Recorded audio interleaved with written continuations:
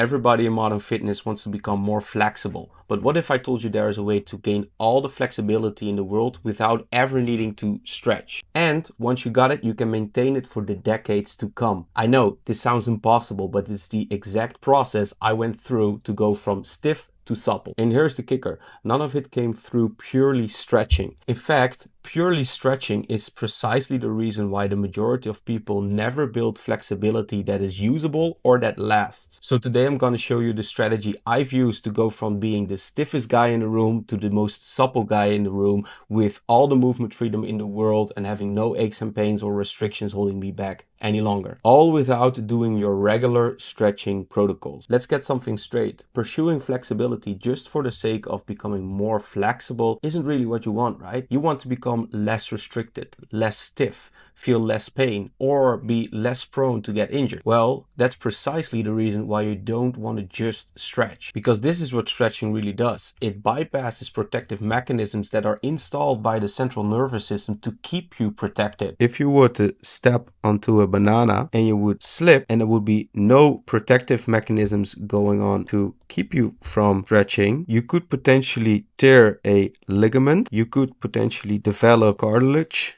issues, or you could develop another injury, which is something you don't want. So not being extremely flexible is actually a good thing. It's the body and brain being very intelligent about saying what is unsafe for you to enter and what is safe for you to enter, all to keep you very protected. And this is why traditional stretching falls short, because you're working against the intelligence of your body instead of working with it. And that is where we can incorporate a strategy that is very useful and effective for building lasting flexibility that works with the nervous system instead of against it. And that is by bodybuilding your flexibility, which means we train with the intensity to trigger tissue strength, not just tissue length. Just like bodybuilders do, they sculpt their muscles to perfection, and we can use a similar approach to the way we build flexibility as well. And that is the secret towards lasting flexibility. It's gaining strength at your end range of motion. Because if you can learn to voluntarily contract your muscles or tissues at end range of motion, the nervous system feels safe enough for you to allow that range of motion. Because during the process, you will have remodeled your connective tissue from not being strong enough towards being strong enough.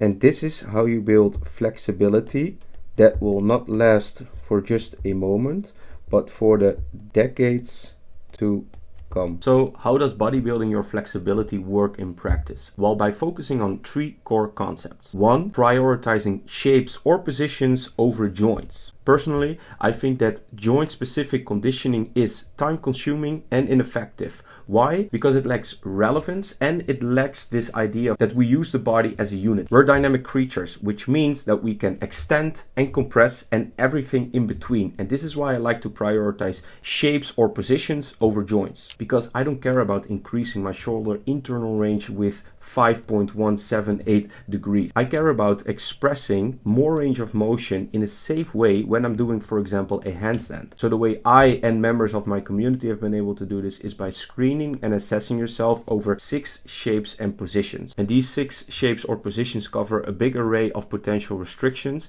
but they do so by looking at your body when it's working as one unit. Now these positions are the hinge, the deep squat, the sisa and toe curl, the hip internal and external rotation, the overhead flexion, and also spinal rotation. I'll cover more around why these shapes in future videos. But the idea is that we screen and assess ourselves based on these 6 positions, and then we pick and select the positions that we felt most restricted in for our exercise selection. Concept number 2, using weights to educate our tissue. So often a lack of control is a lack of our ability to contract. And I always think of the game Age of Empires when I'm making this comparison. If you play Age of Empires, it's hard to know where to build your empire if you don't know the entire map. And this is why I like to use weights with flexibility training, because it allows us to expand the map in which we can contract, control, and build in. And concept number 3 is focusing on intensity over volume. So the truth is that the body doesn't really care about how many reps, how many sets, how many sessions you do. What it really cares about is that over time it adapts towards the stress stress that is placed on the body, and we can adapt towards that stress. And this is why I like to shift towards more of an intensity training approach than just a volume-based training approach, because we can achieve similar or sometimes even better outcomes with less time spent per session, leaving more time for us available to spend with our family or crushing it at work. Now let's take the Sissy and Sisa as an example, which is the exercise that is part of the Sisa and toe curl assessment. Now what I'm trying to do here is I'm trying to use the weight to get myself into my end range of motion in a safe way, in this case bringing the butt as close to the heel as I can. Then once I'm in that end range, what I'm trying to do is I'm trying to contract as hard as I can so that I'm really targeting that connective tissue at the end range of my joint. Now the dual advantage here is that I'm strengthening that end range, and in this case I'm also leveraging intensity to the max, so that I'm only able to do a couple of repetitions per session, and I will only do this for once or twice a week, and the rest of the time I'll spend on recovery and other pursuits that we want in life. So this is one of the best ways I found to build usable flexibility while being extremely time effective. Now, how do you implement this bodybuilding your flexibility approach? Well, based on the 6 positions / shapes that we address with the assessment, we're gonna pick our 2 most restricted areas. Then we're gonna incorporate the exercise for 1 to 2 times per week, performing around 6 to 10 repetitions per set, but you can also do less. The core idea is that you wanna maximally contract at that end range